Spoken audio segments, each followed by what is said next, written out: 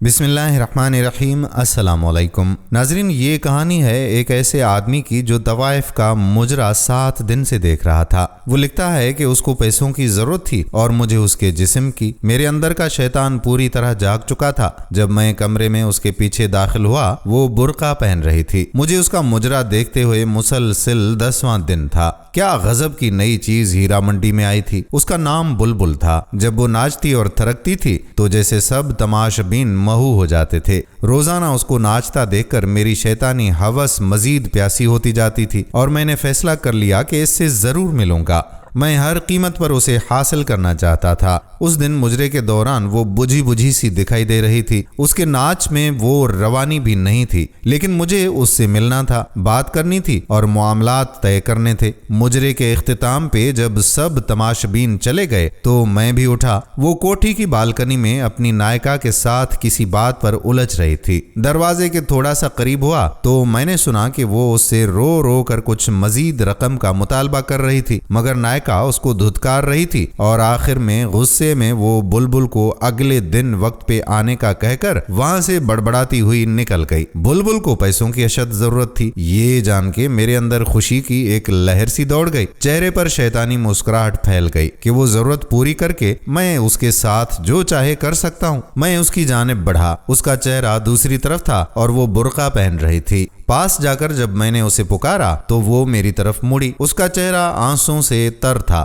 اور برف کی مانند ایسے سفید تھا جیسے کسی نے اس کا سارا خون نکال لیا ہو۔ اس کی یہ حالت دیکھ کر میں چکرا سا گیا اور اس سے پوچھا کہ کیا ہوا ہے، وہ ایسے کیوں رو رہی ہے۔ میری طرف دیکھتے ہوئے وہ چند لمحے خاموش رہی اور میرے دوبارہ پوچھنے پر گھٹی گھٹی آواز میں بولی، ماں مر گئی۔ میں نے کہا کیا؟ جب مجھے اس کی سمجھ آئی تو وہ بے اختیار روتی ہوئی دوبارہ بولی کہ آج میری ماں مر گئی۔ اس جواب سے جیسے میرے منہ کو تالا لگ گیا۔ میری شیطانی ہوس جس کو پورا کرنے کے لیے میں اس کی جانب آیا تھا مجھ سے میلوں دور بھاگ گئی تھی۔ تو میں نے پوچھا کہ تم یہاں کیا کر رہی ہو؟ میں نے غصے اور حیرت سے سوال کیا تو اس نے کہا کہ کفن دفن کے پیسے نہیں ہیں میرے پاس، اس لیے میں مجرا کرنے آئی تھی، مگر نائکا آج پیسے ہی نہیں دے رہی۔ کہتی ہے کہ بہت مندی ہے، تماشبین کوٹھی پر نہیں آتے، جو آتے ہیں وہ پہلے کی طرح کچھ لٹاتے نہیں ہیں۔ وہ کہہ رہی تھی کہ عیدی والوں سے اپنی ماں کے کفن دفن کا انتظام کروا لو۔ اتنا کہہ کے وہ برقع پہن کر کوٹھی سے باہر نکل آئی۔ میں بھی اس کے پیچھے پیچھے چل پڑا۔ میں نے کہا میں تمہاری ماں کے کفن اور دفن کا بندوبست کرتا ہوں۔ وہ چند لمحے مجھے مشکوک نظروں سے دیکھتی رہی اور پھر خاموشی سے میرے ساتھ بیٹھ گئی۔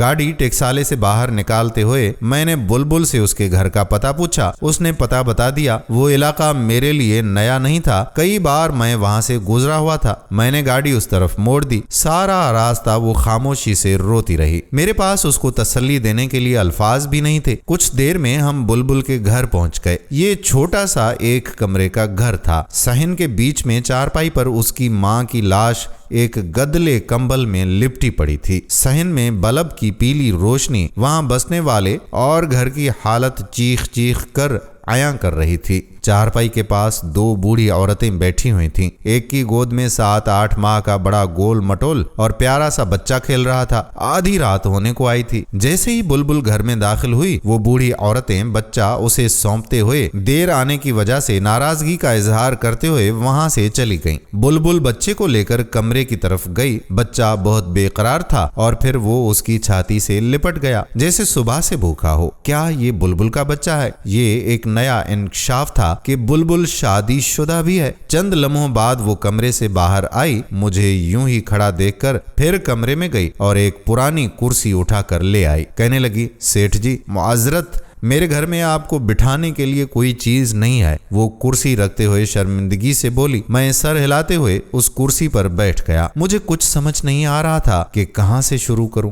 میں نے پوچھا تمہارا اصل نام کیا ہے؟ بلبل۔ بالآخر میں نے اس سے پوچھ ہی لیا۔ وہ چپ رہی، شاید بتانا نہیں چاہ رہی تھی، لیکن آہستگی سے جواب دیا، افشاں۔ میں نے کہا تمہاری ماں کی وفات کا بہت افسوس ہوا۔ وہ خاموش رہی۔ پوچھا تمہارا باپ بھائی کوئی ہے؟ اس نے خاموشی سے نہیں میں سر ہلا دیا۔ یہ بچہ تمہارا ہے؟ اس نے پھر خاموشی سے ہاں میں سر ہلا دیا۔ میں نے پوچھا تمہارا شوہر کہاں ہے؟ اس سوال پر چند لمحوں بعد وہ بولی چھوڑ گیا۔ میں نے کہا تم ہیرا منڈی کیسے گئی؟ تم مجھے ناچنے گانے والی تو نہیں لگتی۔ اب وہ نظریں اٹھا کر مجھے دیکھتے ہوئے بولی سیٹھ جی قسمت وہاں لے گئی۔ گھر میں کوئی مرد نہیں تھا، ایک بیمار ماں اور بچے کی ذمہ داری تھی، کہیں اور کام نہیں ملا تو نہ چاہتے ہوئے بھی مجبوراً یہ راستہ اختیار کرنا پڑا۔ کچھ عرصے تک نائکا نے ناچ گانا سکھایا اور پھر دھندے پر لگا دیا۔ وہ مجھے مجرا کرنے کے روزانہ 200 روپے دیتی ہے اور ساتھ میں تماش بینوں کا بچا کھچا کھانا جو میں گھر لا کے اپنی ماں کو کھلاتی ہوں اور خود بھی کھاتی ہوں۔ برقعے میں آتی جاتی ہوں جس سے محلے میں کسی کو پتہ نہیں چلتا اور ایک بھرم قائم ہے۔ سیٹھ جی ایسی کتنی ہی بے سہارا گمنام لڑکیاں معاشی حالات کے ہاتھوں مجبور ہو کر ان کوٹھیوں پر ناچنے پر مجبور ہیں۔ آپ لوگوں کو کیا پتا وہ کتنی مجبور ہو کر یہ قدم اٹھاتی ہیں۔ کوئی لڑکی اپنی خوشی سے یوں سب کے سامنے اپنا جسم اپنی عزت نیلام نہیں کرتی۔ جو لڑکیاں ایک بار اس دلدل میں گر پڑتی ہیں وہ پھر دھنستی ہی چلی جاتی ہیں اور پھر اس میں ہمیشہ کے لیے ڈوب جاتی ہیں۔ یہ سب کچھ بتاتے ہوئے افشاں کے لہجے میں بے بسی اور بے چارگی تھی، جیسے وہ کسی نہ کردہ گناہوں کی سزا کاٹ رہی تھی۔ میں کچھ دیر اس کے چہرے کو دیکھتا رہا، پھر پرس سے چند نوٹ نکالے اور اس کے ہاتھ میں تھماتے ہوئے بولا کہ کل اپنی ماں کی تدفین کروا لینا اور بچے کے لیے کچھ خوراک اور گھر کے لیے راشن پانی لے لینا۔ وہ اتنے سارے نوٹ ایک ساتھ دیکھ کر حیران ہو گئی۔ کیا ہوا؟ میں نے اس کو یوں چپ دیکھتے ہوئے پوچھا۔ کہنے لگی سیٹھ جی مجھے ان روپیوں کے بدلے کیا کرنا ہوگا؟ وہ ڈرتے ڈرتے مجھ سے پوچھ رہی تھی۔ شاید وہ یہ سوچ رہی تھی کہ ان نوٹوں کے بدلے سیٹھ پتہ نہیں کب تک اس کا جسم نوچے گا، کب تک اس کو سیٹھ کی رکھیل بن کر رہنا پڑے گا۔ اس کی بات سن کر مجھے اپنے آپ سے اتنی نفرت ہوئی کہ میں خواہش کرنے لگا کہ زمین پھٹ جائے اور میں اس میں سما جاؤں۔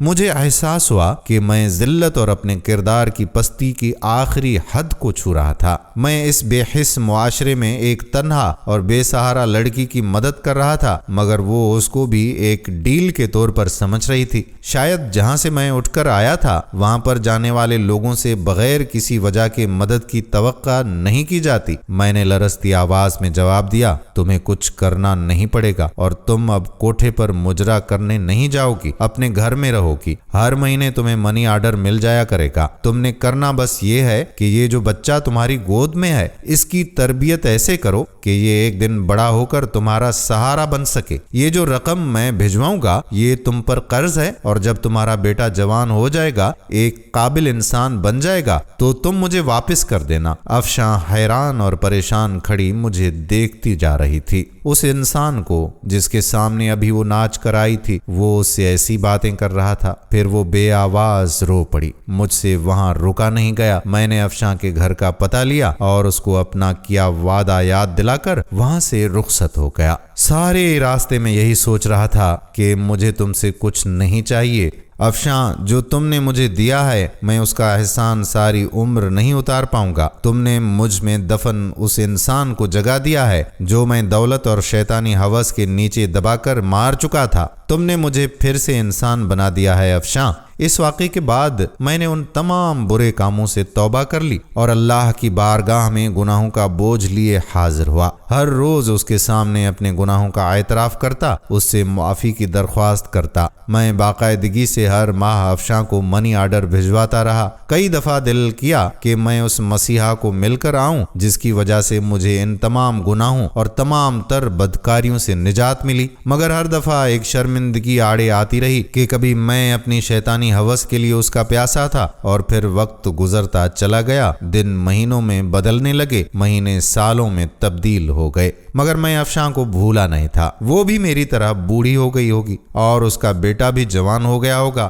پتہ نہیں کس قابل بنا ہوگا، اپنی ماں کا سہارا بنا ہوگا کہ نہیں۔ میرے بچے جوان ہو گئے تھے، زندگی اتار چڑھاؤ کے ساتھ مسلسل چل رہی تھی۔ ایک شام چھٹی کے دن جب میں اپنے گھر میں موجود تھا تو ملازم نے آ کر مجھے بتایا کہ ایک عورت اور اس کے ساتھ ایک جوان لڑکا آپ سے ملنے کے لیے آئے ہیں۔ میں نے پوچھا کون ہے؟ کہا معلوم نہیں صاحب، پہلی بار ان کو یہاں دیکھا ہے۔ ملازم نے مؤدبانہ لہجے میں جواب دیا۔ میں نے کہا اچھا، انہیں ڈرائنگ روم میں بٹھاؤ، میں وہاں پر آ رہا ہوں۔ سوچ میں پڑ گیا میں کہ وہ کون ہو سکتے ہیں۔ یہی سوچتے سوچتے میں ڈرائنگ روم کی طرف بڑھا۔ ایک عورت پرنور چہرے کے ساتھ سفید پڑی چادر میں خود کو چھپائے ہوئے ہاتھ میں ایک پرانی سی ڈائری لیے کھڑی تھی، اور اس کے ساتھ اچھے کپڑوں میں ملبوس ایک بڑا ہینڈسم نوجوان کھڑا تھا۔ اس لڑکے کو میں جانتا تھا، وہ ہمارے ہی علاقے کا نیا ڈی ایس پی احمد تھا۔ سلام سیٹھ جی، میں افشاں ہوں اور یہ میرا بیٹا احمد۔